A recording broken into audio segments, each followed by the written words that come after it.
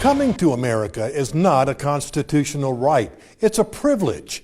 Well, some people have gone ballistic over the latest immigration orders proposed by President Trump. A 90-day pause halting immigrants from 7 terrorist-sponsored countries from entering America, and a 120-day pause on Syrian refugees. The administration has insisted this is not a Muslim or a religious ban, but the protests continue. Maybe a little history lesson is needed. These are the same 7 countries that President Obama named in 2011 when he stopped processing Iraqi refugees for 6 months. In Obama's last week in office, he ended special immigration policies for 1,000 Cuban refugees that were about to enter the country. What about this? In 1882, President Chester Arthur supported the Chinese Exclusion Act, which stopped Chinese immigration for 10 years. In 1903, Teddy Roosevelt instituted the anarchist ban, which included idiots, beggars, insane people, alcoholics, and importers of prostitutes. In 1917, Congress barred most Asian immigration, with the exception of Japan and the Philippines. Franklin Roosevelt opposed Jewish immigration from Germany during World War II, fearing that Nazi spies may sneak into the country.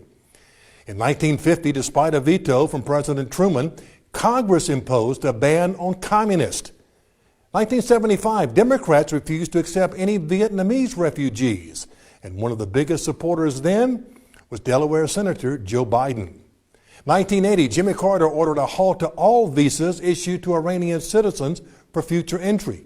In 1987, Americans also banned HIV-positive people from entering the U.S.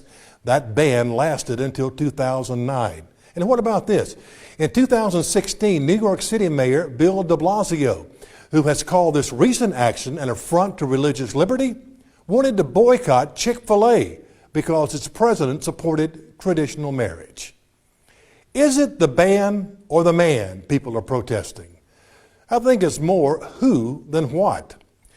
This world has gotten a lot more vicious and vulgar with the advent of social media and the 24-hour news cycle that gives anyone a platform to speak out. America is about giving people from any country the opportunity to better themselves.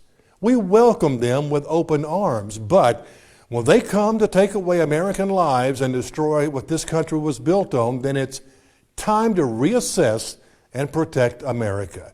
This is not about politics. It's about keeping American citizens safe. I'm Randy Swan, and this is my swan song.